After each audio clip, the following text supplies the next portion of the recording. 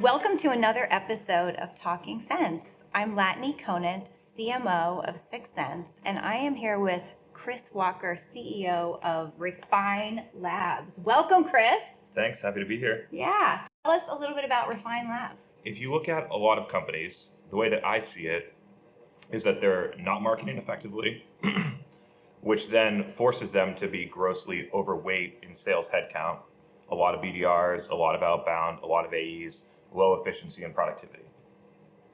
And so if you can fix the marketing engine, you can increase the efficiency of your sales engine, you can lower your sales headcount, you can invest more in marketing success and product, and the business does better overall.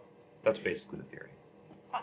Hey, I like it. It's a good theory. As we were chatting earlier, the reason I wanted to have you on the show is I think we're either going to be in wild agreement or, I don't know, maybe arm wrestle or something. Okay. One of the things that I loved listening to is you posted on LinkedIn about me and my budget and that I'm wasting just a ton of money. Mm-hmm. So I'm opening the kimono. Here's everything I'm spending on. Just call BS. Okay. What am I spending money on that I should stop right now? Let's start with what are you spending money on? Your top 6 line items. My top 6 line items. Well, aside from headcount, so variable expense. Okay. So we do have one trade show. Okay. That is probably our single biggest line item. Mm-hmm. I would say we go all in on it, mm-hmm.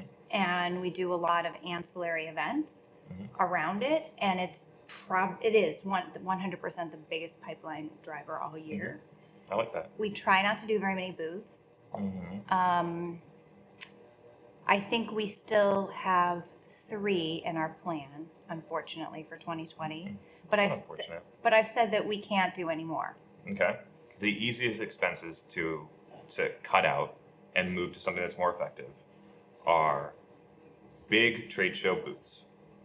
So anything over a 20 by 20, I believe you're wasting money on doing that because the value of what's happening at the event does not happen at your booth. The people walking by are not looking to discover your brand by walking down the trade show booth. Totally I agree. think things have changed there. I'm not a big buyer of display. I think that there's a more effective way to get your brand in front of people and deliver information than display, despite how inexpensive display is. A lot of people buy display because of the CPMs that are like $2 to $4. Other places where I think that companies are spending money are print collateral, mainly for field-based sales organizations. So I worked in a medical device company. They spent $200,000 on brochures and little like pens and other things that you would hand out. I thought it was a complete waste of money. We took that from 200 to 50, took that 150 and moved it somewhere else. Sponsoring conferences, like putting your brand on whatever, I think is a huge waste of money today. And print ads in a B2B magazine or something like that, I think are places where companies maybe not as forward thinking as your company, but a lot of B2B companies in general, I think, are wasting a lot of money there. Putting a one-page ad in a magazine that nobody picks up and reads. Yeah, who cares? Yeah. I think those are the ones that I think are a complete waste. Okay. Yeah. Well, we agree on that. Okay, cool. Now so I'm far, like, no violence. Now We're I'm like, that. What else is in my budget? But if you look at just data in industries, somewhere between 18% or more is spent on trade show booths for a lot of industries. So here's my question on that. How do you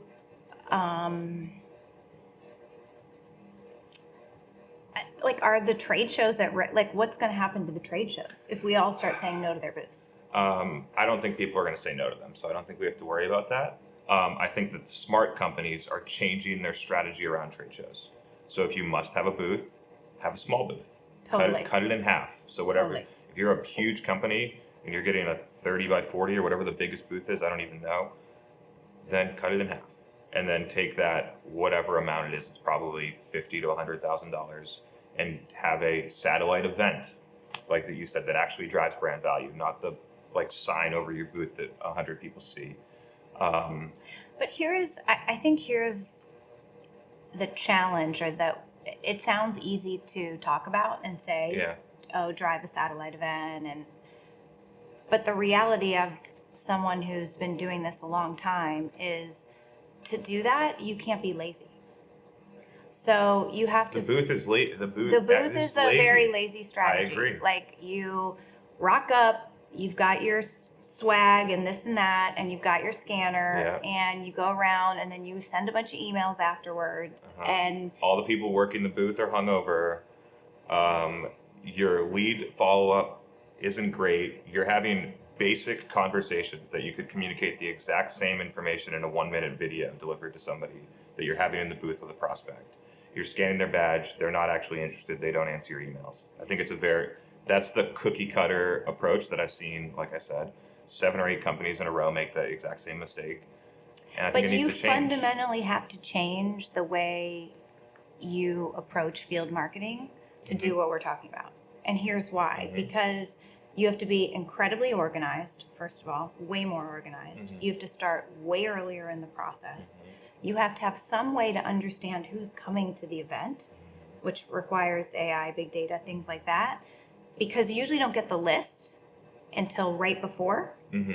And so there's a lot of collaboration that has to happen with sales. Like, I believe that an event, like my success or failure for an event, happens with how many meetings we got pre-booked.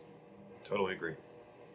But that's a hard change. I mean, I've made that change at 2 companies, and it's not an easy thing to manage with the sales force. What, I just don't get to go? No, you have to have like 5 qualified meetings. Yeah. And there's we always have software to track those meetings. I mean, it takes a level of... It's a strategic decision that you've made to change how you do this. Yes. And most companies aren't even thinking about it. Yes. Now, when you go to the trade show, are you focused on net new, current customer? What's the mix? Like, if you have to have qualified meetings, who are they with? It depends. Okay. And it depends on who's going and who's qualifying. Okay. So for us, this year, we said that you had to have 5 meetings, 3 of which needed to be new. Okay. So they could get 2 with customers to but they needed to have at least 3 that were net new. And usually what I try to do is set the goal actually really low, so that it's like, if someone's complaining that they can't get that, they probably don't belong there anyway. Yeah, you know what I mean? Like, the first year I did it at agree. Aperio, I think I set the target at like 3 meetings. And I was like, really? Yeah. They can't get 3 meetings at Dreamforce? Like, come on. I agree. And I try to make sure that they have a SME too, because you end up flying all these other yahoos to the event too. Like, you know what I mean? I know. Like me, like the exec team and SMEs and this and that. And so, like, the last thing I want is them standing around. So I try to have a qualified meeting. Needs to be them with a customer or prospect and some other SME. Okay. I like it. Yeah, it's worked pretty well. Cool. So we agree on that. We agree on that. Okay. Let's talk about Facebook. Because you're really bullish on Facebook. I am.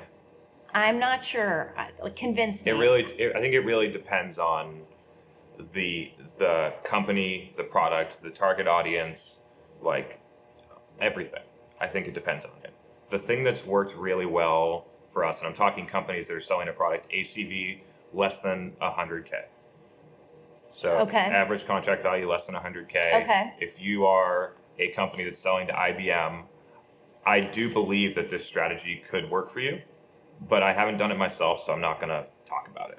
And so we'll set the cutoff less than 100K. We have done deals that were 200K ACV, but on average, it was less than 100. Create high top of the funnel content, kind of like what we're doing right now, actually. Okay. And post-produce it so that it can be delivered to the Facebook feed, targeted at the job titles or companies or fields of study or professional associations that you're going after. create brand awareness from the content, because we're not looking for someone to just see the brand in the feed. I'm looking for them to click through it and consume what I'm delivering. Okay. So we track metrics all the way through consumption. And then we trade on that awareness that's created. It drives inbound opportunities just through the awareness. How do you know it came from that? So what we did is we had a marketing Is it like the view through kind of what I talked about? I'll talk you through it. It's certainly not that technical. Okay. So we had a mix. We were spending appropriately on all these different channels, $5,000 a month on Facebook ads. And 1 month we took it from $5,000 to $50,000. Okay. So we upped the budget. A month. Wow. A month. That's rich. Well, the pipeline and all the other revenue metrics supported that spend. Okay. And so when we 10x the budget, we saw the pipeline increase appropriately. So we got to it dialed into, if we spent $1 on Facebook ads, you would get $100 in pipeline, and we'd win somewhere between 30 and 40% of those deals. And now how do you make sure, because Facebook is so broad, Mm-hmm. how do you make sure it's the accounts you care about? So That's been my challenge with some Mhm. of the more social is you pay for impressions yeah, and there's no quality metric for Mhm. which impressions you want versus the ones you don't. Yeah. And maybe that's just part of the game. I think first off, the CPMs on Facebook are $6 to $8. The CPMs on LinkedIn are $60 to $80. Yeah, so they're expensive. the difference is pretty large. If you want to go targeted, maybe you do go to LinkedIn and pay more CPM. But what we're doing, and it's agnostic of the account, because we're going after people that we think are ideal to understand the information that we're creating and putting out, which then drives word of mouth, conversations internally, a lot of other things that doesn't actually have to be targeted at the account. We run ads, we see this huge hospital download all of our guides, but we know that hospital uses our competitor's product, they're locked into a contract, they're never gonna buy from us. How do you know that? Because You just in the CRM or whatever? yeah, our rep had the meeting, I did win-loss analysis, I called the decision maker and did the evaluation. They said, your sales rep spent 9 months trying to track us down. We were never going to buy because we are in a contract with your competitor. Right. And so that's how you find it out. And that's, it's not the only part of our mix, but I believe, and it's working for me on LinkedIn too. I create broad content, not targeted at anyone. So I'm connected with account executives and marketing managers. So you're doing more organic right now. On LinkedIn, 100 for me, 100, and for what I recommend for everyone is organic LinkedIn through a personal profile. Yeah, that's what we do too. A lot of people pay. I've done the experiments on paid. I don't think that I think even if you're selling $1 million product, I'm not sure that it gets you what you actually want. It just has gotten so expensive over the years. It used to be awesome. Really? This is my experience. Okay, is we used to crush LinkedIn. Crush by what measurement? Inbounds. But MQLs. Yes. So, but this was 5 years ago, and it was a lot less expensive. Mm-hmm. As the prices have gone up, Mm-hmm. it just didn't economically make as much sense. Yeah. And it became more of a brand thing, which is Mhm. but you don't really know it's a brand thing. So Mhm. now we've moved to all organic on it. Yeah. Organic through a personal profile. And this crushes isn't, right when now. I say we, it's these are two different companies, so it's a little bit apples and an orange, Mhm. but anyway.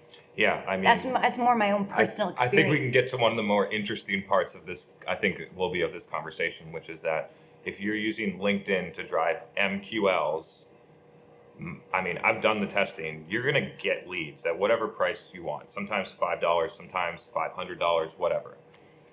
The odds of them turning to revenue are very small. And the Facebook ones are high. No, because we're not doing conversion-based ads through Facebook. Okay. So we're doing content, top of the funnel. Here's the stuff. I'm not asking. There's no CTA. I'm not asking for anything. And You then just want to get them to your website. On the website, consuming the message that I've created, and then just wait. And then when you do that 6, 10, 20 times over, somebody eventually has a conversation with their boss or the person that needs to, or maybe they are the decision maker, and then that person comes back on desktop, consumes your value proposition, and converts. And it happens because we're not asking for anything. The buyer's coming in at their initiative, not ours. So if you're doing a conversion-based ad, it's our initiative to get them as a lead. They're in the feed. They're looking at vacation pictures or whatever. They weren't ready to buy that thing.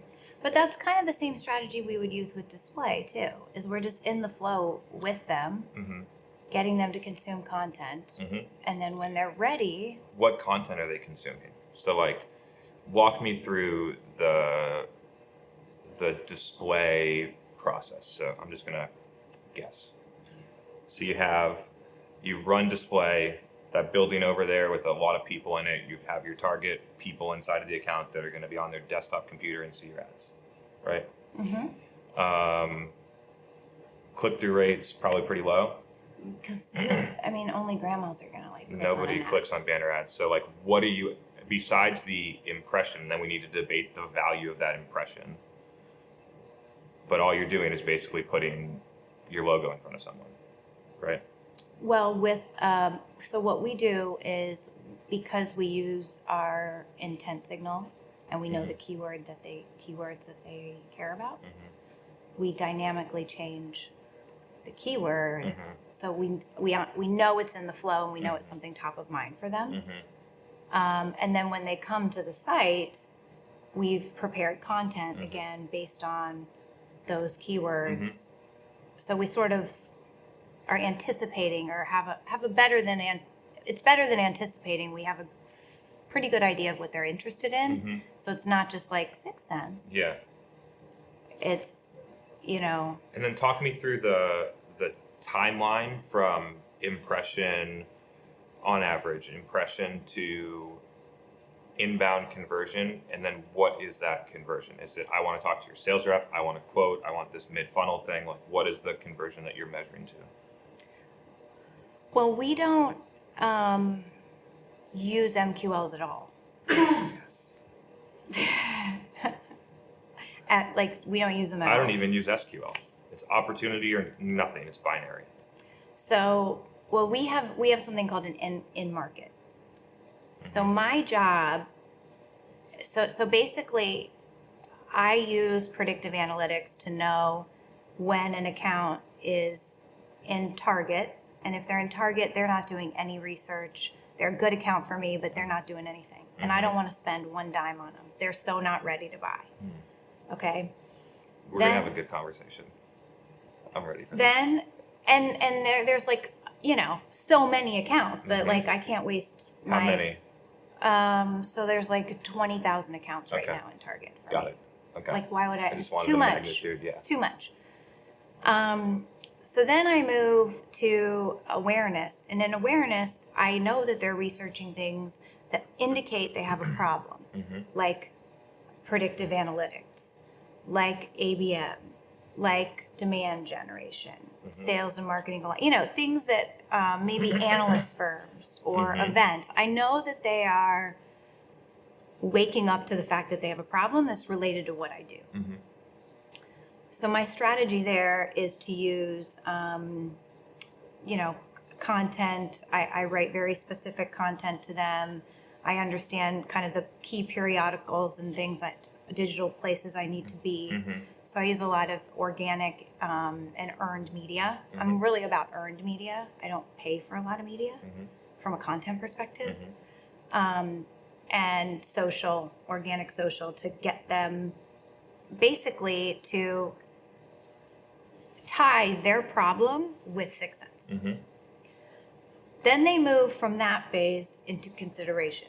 Okay. Now, consideration for us means that they're starting to research branded keywords. So they're actually looking for a solution. So they might be researching our competitors. They might be researching against certain events. I might be able to see like certain ebooks or things that I know they're consuming. And so a lot of preparation for me happens here. This is when I go out and I want to buy contacts from, because I've got to be able to surround. I know I need more than one buyer. And so I changed my message from a display perspective to be more in tune with like where they are in their cycle. I also start to try to surround more of that buying team. Sure. And then once they flip from there to in market, that's when I have my BDRs start outreach. Okay.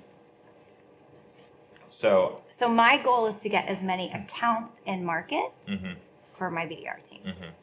I think the one, it's not a whole, but maybe it's a recommendation, is that the whole model is built on someone getting into awareness. True. Right? And I so have to what I'm believe doing, that I have product market fit. 100%. And I have to believe that like there's a market for, so if I'm not getting anyone into awareness, I think I have a bigger problem with what my solution is. Yep. And so what I do is instead of waiting for someone to search the keywords or show awareness, we could take this video, could chop it up. Maybe we get a 4-paragraph blog about how MQLs suck. Let's do it. We package it in a Facebook feed, target your VPs of demand gen or whatever the job site you're going after, get them to read it, which then from a cold contact begins the process of awareness. It's going to move people from, what was the first step? Awareness. Oh, no, it was before that. It was target. It's going to move more people from target to awareness and then get your funnel started. Okay. It's I think a lot of companies have their strategy built around starting with when someone has intent, whether it's search or other signals. And what I'm really focused on is how do you, especially if create intent. How do you create intent? How do you start that process when someone's cold, not doing something? That's where I think, as I say it, where most of the value of what I do is. Okay. So 2 takeaways. 1, just think outside the booth. No more booths. Love it. Huge waste, right? Yeah, you heard it here first. I've been banging that drum for 5 years now. So think outside the booth. MQLs are bogus. Yeah, we should go in more detail for people on that one. That MQLs are bogus? Yeah. All right. Why are they bogus? Why do you think they're bogus? Because they mean nothing. So I think there's a couple things to break down. I agree that it means nothing. It's a person, not for us. We know there's multiple buyers involved in a decision, and so I think if you maybe have a more transactional model, it is probably could be a good metric for you. But for us, it's not a good metric. I think a lot of companies. I mean, what is the process? The first thing is, what is the process that you're taking? If you get an MQL, do you give it to a BDR?